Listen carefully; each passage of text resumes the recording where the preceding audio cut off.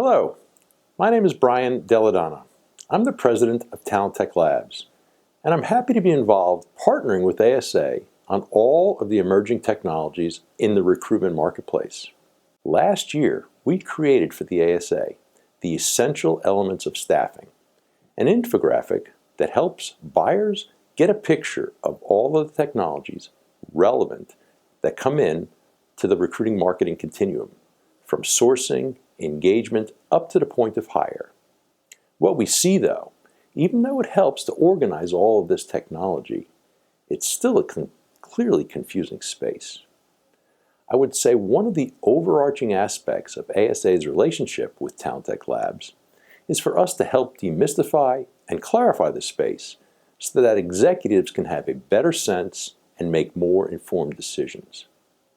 Our latest piece of intelligence is what we have coined as the innovation lifecycle, and that's what we're here to talk about today.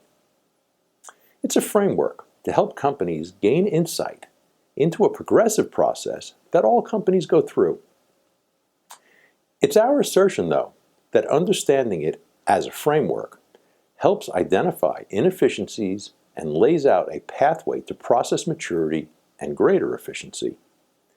Every company goes through a cycle when tackling something new, like adopting new technology. But it's not entirely unique to only adopting new tech.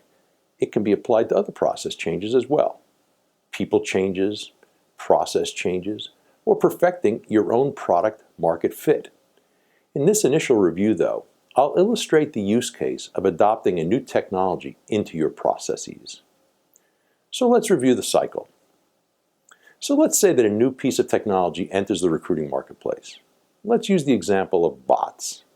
Your company reads an article and hears that some new bot is in the market and claims it's improving candidate experience to unbelievably new levels. Up until that moment, you were unaware. Well, of course your recruiting team is always trying to improve candidate experience. You'd do anything to improve your NPS score with hard-to-attract candidates. But you have no idea what bots really do. How do they help? Or are they even right for what your company needs to do? But you don't want to be left behind, and you need to have every edge that you can find. So you launch into a reactive mode. You start Googling bots. You click on some white paper that offers to explain what they do. And it triggers an alert to some sales rep who's monitoring those clicks. And then you start getting calls from the reps. And then more salespeople hear about it. And you might have an interest, so the phone calls come in, and they multiply, and it gets incessant. Then you finally give in, and you take a demo. But that's like blood in a shark tank for sales guys eager to make a sale. You'll never see a demo that doesn't dazzle you. All the answers you hope to hear, of course you hear. That's their job. What characterizes this period in the cycle, though, is a high-cost, pretty inefficient process that sucks up time, involving not just you, but more and more people on your team and management. You've probably cashed in a few political chips to get people to sit on the demo. You got the CFO to sniff out budget, and you probably put some of your own professional credibility on the line to make the case based on what the vendors have been telling you.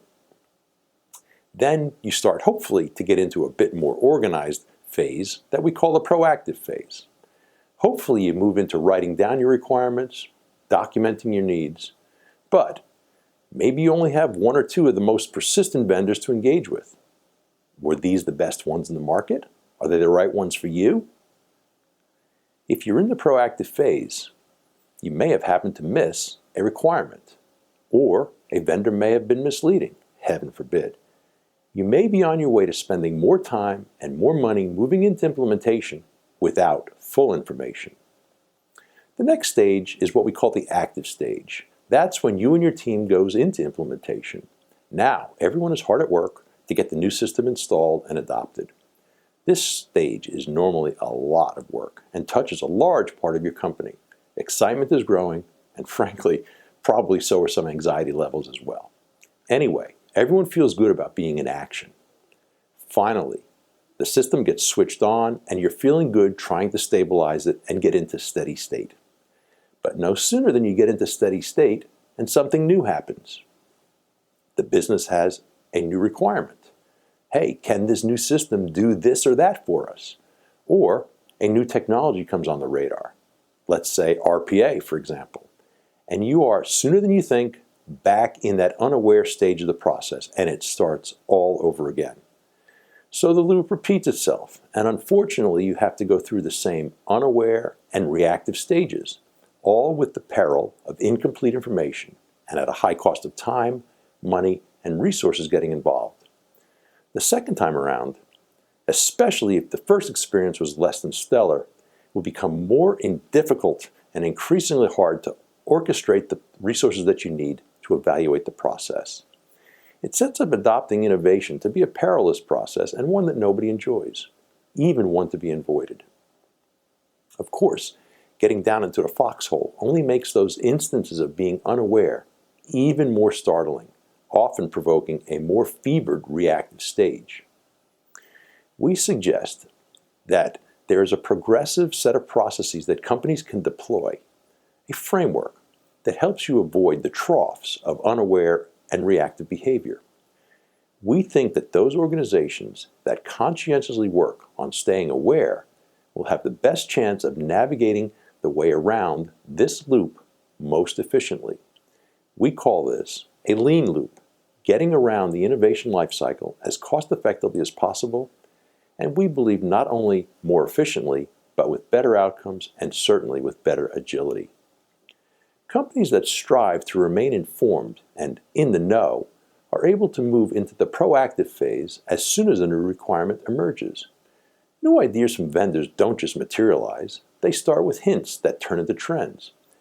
Having an ear to the ground, or a partnership which can provide those early vantage points, serves to help avoid the unaware and reactive stages.